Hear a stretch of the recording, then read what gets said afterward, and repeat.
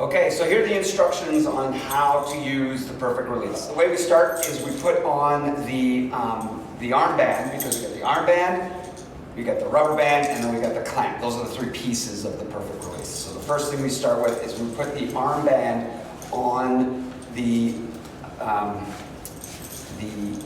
lead arm.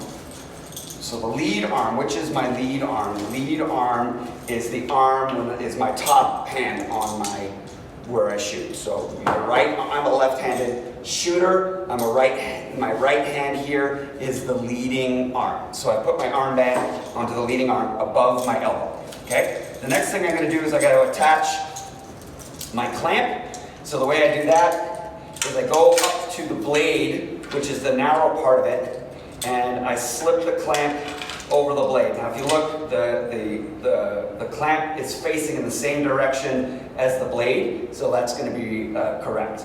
Now when you put it on there, eventually when you get your position right, you're going to want, I would recommend that you put a piece of tape there for two reasons. One, you're going to remember where your hand is going to go for your slap shot, and two, when your clamp goes over that, it really does help with grip, because this is aluminum, and so that's going to help with gripping the clamp so that it doesn't move around on you. So now I'm going to tighten the wing nut, so it's on nice and tight, and so now I have I'm attached. Okay, so in terms of where is the right place, because what we want to have happen, the whole point of this thing is to keep your lead arm straight.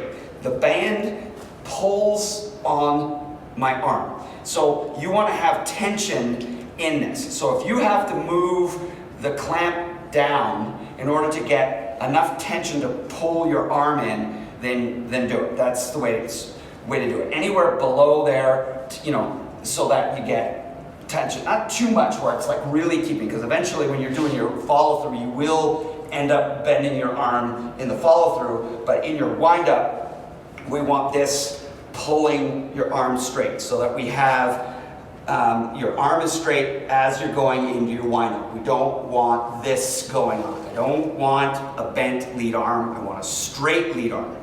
So when I go back in my wind up, the angle at which I go is going to be straight back. So my puck is here and I go straight back. I don't want my stick going behind me, and what happens is if the band touches you, like if I take my hand and I go behind me like that, the band is up against me. So the perfect release is telling me that you are not in the right plane for your shot. So as I come back, you can see how the band is not touching my body. And then when I come through and I rotate, the band never touches my body. So that's the correct plane of motion for your swing. If it's back behind there, then you're going to have to come around, and then you're going to start getting some strange angling like that. So we bring it back. The other thing I want to do is I want to rotate my stick forward so that my blade is slightly forward. If your blade is up and you come through, you end up getting a slicing going, which we don't want to have happen. So we bring our blade forward, and our arms are straight, and I'm winding up and then coming back and then coming through. Now, why this works so well is because it literally brings your stick closer to the ground, closer to the ice, so that when I take my shot, what I'm doing is I'm engaging the stick. And how I'm doing that is by hitting the ice or hitting the ground before the puck. So I'm going to aim and hit the ground, hit the ice about that far in front of the puck, so that when I come through with my shot and I hit the ice, now I'm loading my stick up with potential energy, and then when I continue through, that potential energy from the stick explodes into the puck, and you get a higher shot speed from the energy transfer. Okay? So we're straight arms. We're coming straight back like that. We're coming through, hitting the ice, hitting the ground about that far in front of the puck, and then we hit it. Now, where do I put the puck? If I'm shooting it this way, I want the puck to be just about at my front foot. Any like further back like that, that's not going to work because I end up hitting the ice, hitting the ground right about where my belly button is. My belly button is about the center there. That's where I strike the ground. So we put the puck a little bit further forward toward the front foot so that when I come through and I hit, there's the center, and I hit the ice, and then I get all that potential energy into the stick and then continue through with the puck. For the wind-up, what we do is we start on our back leg, and then as I'm winding up here, I am putting my weight on my back leg. So I'm winding up and I'm putting my weight on my back leg. So when I'm ready to go forward, I start to shift forward, step, hit, follow through. Okay? Try that again. There I am. I put my weight on my back leg. I step, shift, hit, follow through, and then I'm going through.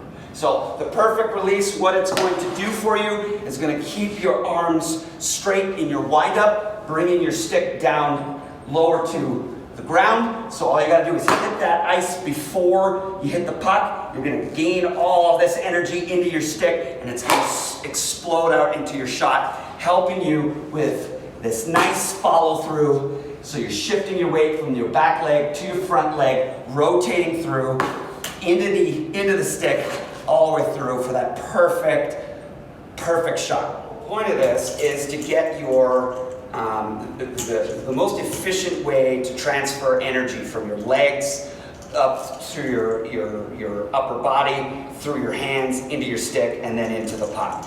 The sticks of today, we've got these $200-300 sticks that have so much technology embedded in them to get the kick points, they got flexes, they got lies, they got all of these things to help engineer the best shot possible.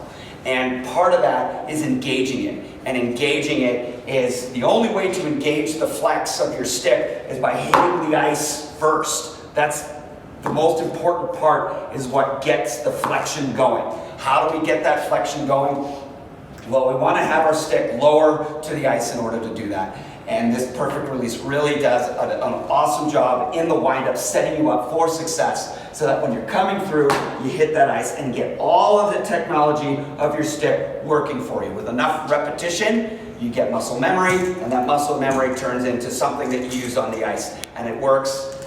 All of the skills that you work, that you learn from taking your shot with a slap shot, immediately translates to taking a wrist shot, snap shot, any of the shots that we have, because it's the same kind of mechanisms going on. Weight transfer, hands off your body, the right rotational plane, strong hands on your stick so your stick definitely doesn't rotate in your hands. All those techniques translates. So getting your slap shot down is going to directly translate to getting all the other shots together and using the technology of our sticks to their fullest ability.